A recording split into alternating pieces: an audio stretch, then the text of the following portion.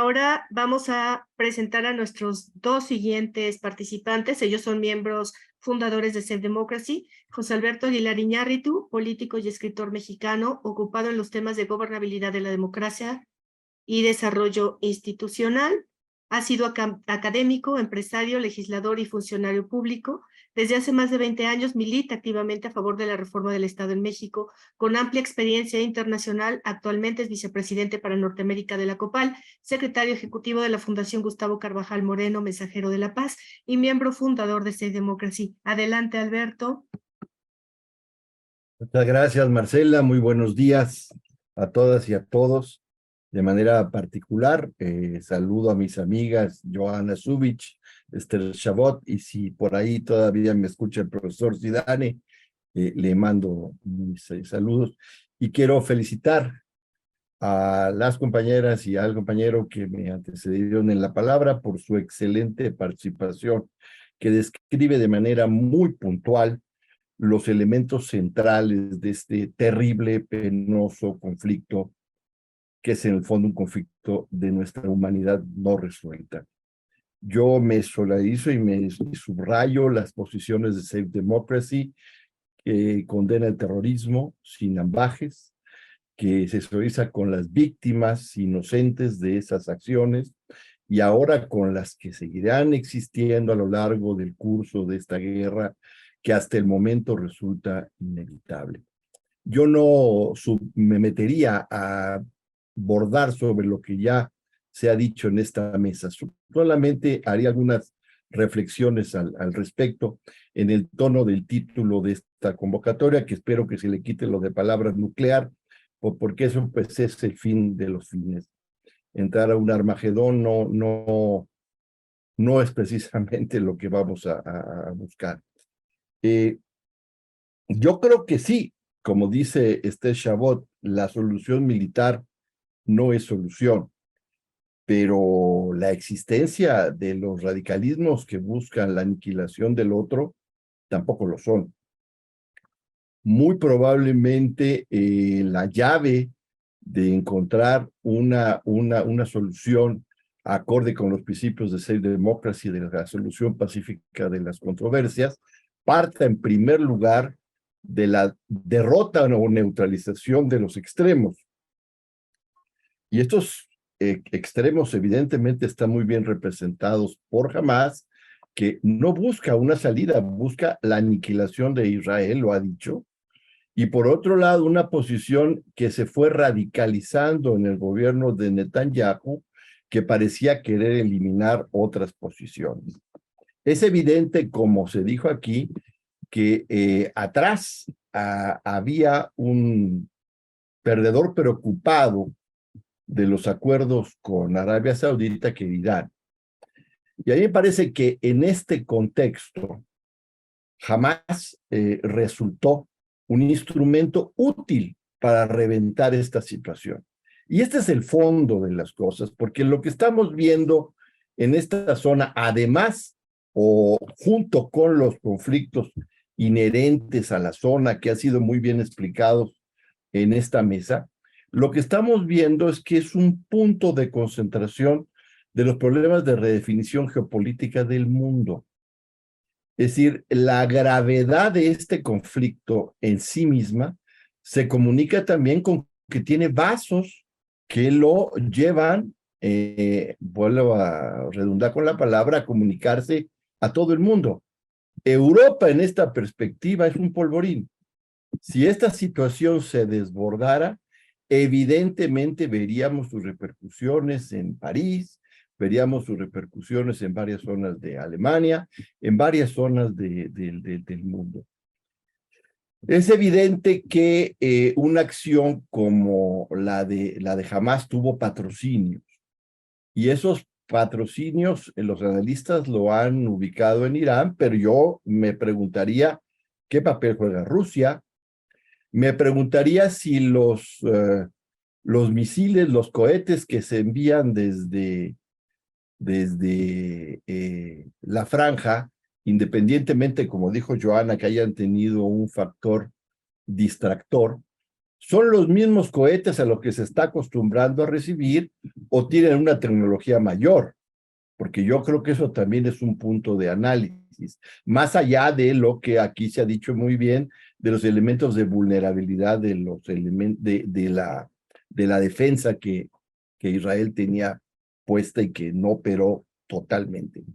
Es decir, pareciera que hay un ingrediente internacional justamente para hacer votar un conjunto de contradicciones en la zona. Lo que no se ve es una estrategia de ningún lado para saber cómo recoger los platos rotos de esto. Y este es el verdadero problema de fondo, porque bueno, es muy fácil iniciar estas guerras, pero no sabemos cómo van a terminarlas. Y una guerra que no se sabe cuándo termina es una guerra tremenda que solamente desgasta. Y este es el enorme problema de lo que estamos viendo ahora. Por otro lado, es evidente que no se va a poder llegar a un estado de negociación sin que avance el planteamiento bélico. Lo único que se espera es que esto sea lo más rápido posible y con el menor número de pérdidas humanas. Pero evidentemente esto es un conflicto que ahí está. Es evidente que la existencia de Hamas es un factor que no va a ayudar nunca a una negociación. Es un grupo que no está hecho para propiciar una negociación. Es un grupo que está hecho para esto. Y además que vemos nosotros, observamos que ha llegado a un nivel de evolución militar importante, porque los comandos que entraron a masacrar a toda la gente inocente en Israel eran comandos especializados. De ninguna manera eran fuerzas improvisadas. Estaban muy bien preparados. Una operación de parapentes como la que vimos no es una operación que se haga en un día, ni que funcione de una manera improvisada. Entonces, hay todo un fenómeno de concentrar en el mundo las contradicciones en esta zona. Ahora, ¿qué hacer? Bueno, pues el enorme problema está en que toda nuestra estructura multilateral ha quedado rebasada por los acontecimientos. Aquí se hablaba de la gran ausencia de la ONU, pero bueno, no es un problema de una ausencia voluntaria, es un problema de que la capacidad de la ONU para dar una salida a esto está muy rebasada de hace mucho tiempo. Entonces, aquí lo que habría que buscar es, junto con la operación militar, lo más rápida posible, llegar a un punto donde se pueda frenar esto y de nuevo regresar a las negociaciones que involucren una parte de Palestina, y eso tenía el eje con Arabia Saudita. Pero evidentemente Irán no se va a quedar cómodo con esto. Y aquí el gran detonador que está es, se ha anunciado, yo lo he escuchado desde las posturas de Israel, que se puede visualizar una intervención en Irán, lo cual, bueno, verdaderamente sería ponte los cinturones que esto va a despegar. Pero tampoco se puede esto dejar con una inocencia diciendo, bueno, es que Irán se va a quedar tranquilo y va a permitir que se rehagan las partes del acuerdo con Arabia Saudita, que lo perjudica directamente porque le quitaría toda posibilidad de ser una potencia regional. Es decir, en síntesis, para no hablar mucho más de esto porque ya estamos en la hora. Esto es un asunto de conexión de múltiples contradicciones de un mundo, que lo hemos dicho, más se parece al mundo previo a la Primera Guerra Mundial que a los prolegómenos que veíamos cuando terminó la Guerra Fría y que parecía que estábamos en una etapa de despertar de la democracia. Yo no me quisiera extender mucho más en esto. Felicito a Marcela por su activismo y liderazgo en esta mesa, a todos los participantes, y les deseo un muy buen día. Gracias. Gracias, estimado Alberto. Antes de pasar a nuestro último ponente, les pido a todos los que están en este Zoom y a los que nos están viendo en nuestras redes sociales que transmitan sus preguntas para el final, para transmitirlas al final de este ejercicio. Tenemos por aquí algunas preguntas y a lo mejor también entre los mismos ponentes tengan preguntas entre ustedes. Dice, gracias por las excelentes exposiciones. Saludos a todos de la diputada de Argentina, Mónica Frade. Felicitaciones, Alberto, a nivel más conceptual que pasó al mundo y nuestra democracia, el 75% del mundo está viviendo en regímenes no democráticos. ¿Qué nos pasó? Manuel Carrillo. Eh, Miriam Handami, felicidades, querido Alberto. Gerardo Martínez, reconozco la calidad de de las exposiciones, por lo que felicito a los panelistas, pero a mí me angustia y en particular me preocupa la idea de que las acciones militares no son ninguna solución.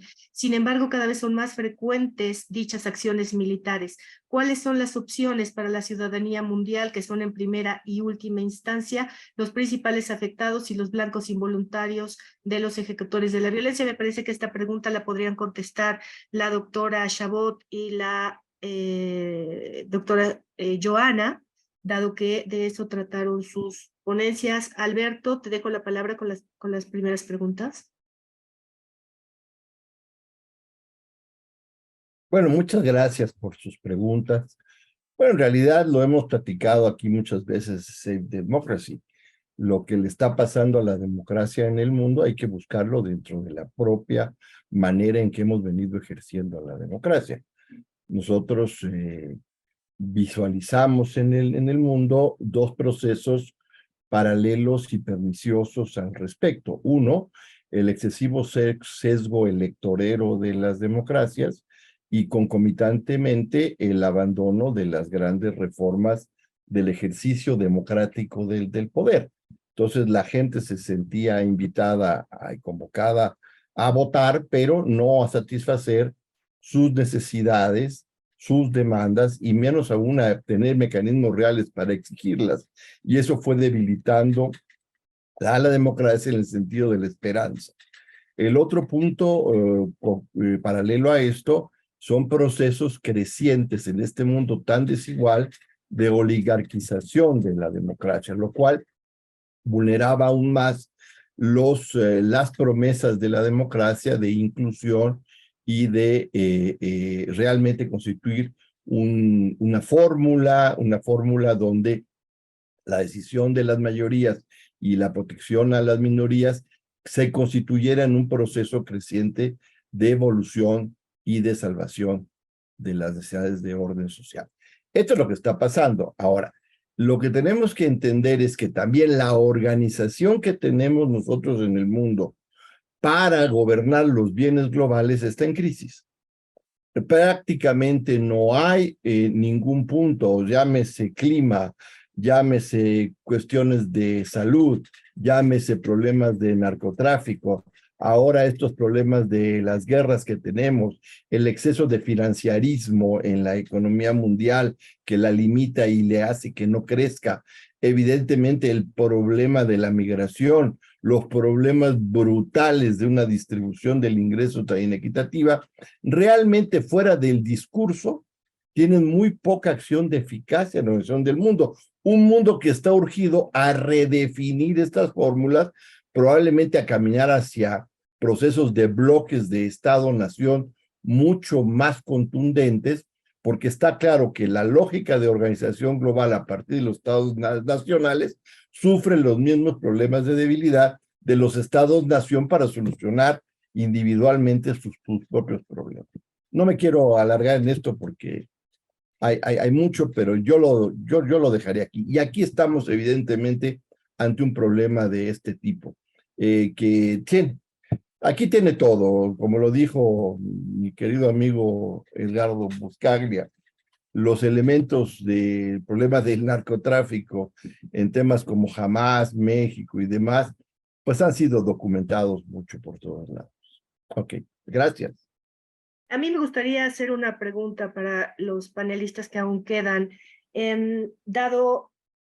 Dada la necesidad de una resolución global de este conflicto, la entrada de un nuevo jugador, que en este caso serían las redes sociales y quienes están detrás de ellas, y la ilegitimidad de tres de los actores que participan dentro de este conflicto, ¿quiénes tendrían que abanderar este ejercicio de mediación o quiénes serían los adecuados para mediar este ejercicio de mediación y resolución del conflicto de manera pacífica?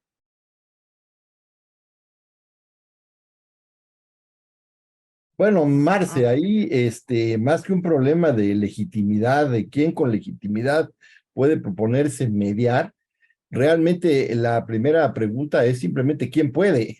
Sí, porque la legitimidad no va de la mano de poder. La legitimidad pues la tiene la ONU, ¿verdad? Ahí está, pero no vemos que tenga la capacidad para hacerlo, ¿no? A mí me parece que esto es un cálculo del reacomodo global. Es decir, si nosotros no ponemos como trasfondo este proceso geopolítico global, difícilmente entenderemos no solo por qué se desató tan contundentemente esta organización de esta incursión bárbara, tan perfectamente planeada, porque está muy bien planeada con todos los elementos, sino tampoco vamos a entender cómo solucionarla. Es decir, aquí estamos ante la lógica de o nos reacomodamos en un nuevo equilibrio geopolítico por vía de la negociación y los grandes acuerdos de potencias globales, multipotencias, o estamos encaminándonos cada día más a una conflagración. Por eso yo enfaticé en mi intervención que este mundo se parece mucho más a los prolegómenos de la Primera Guerra Mundial. Es decir, con todos estos asuntos del espacio vital y la repartición de los mercados y las posiciones y demás, que no tenían realmente, la Sociedad de Naciones después tampoco pudo hacer nada, vino la otra Segunda Guerra Mundial. Los casos, por ejemplo, que tenemos que estudiar con los ascensos de los populismos en acción y los radicalismos, son, por ejemplo, la agresión permanente a la República de Weimar, ¿no? Que heroicamente trataba de defender una posición de diversidad, de democracia, mientras por todos lados los radicalismos le pegaban, ¿no? El mundo ha perdido el centro en todo, lo ha perdido al interior de las democracias y lo ha perdido en el elemento de la comunicación mundial de las posiciones. Y con centro, ojo, no me refiero a posiciones ideológicas de centro, me refiero a un centro político que resulta de pactos y de consensos, sin lo cual es imposible la gobernabilidad. No hay gobernabilidad posible sin centro. Y esto es lo que estamos viendo al interior de los Estados-nación y lo que estamos viendo en el conjunto de las naciones respecto a la arquitectura multilateral rebasada. Muchas gracias, Alberto.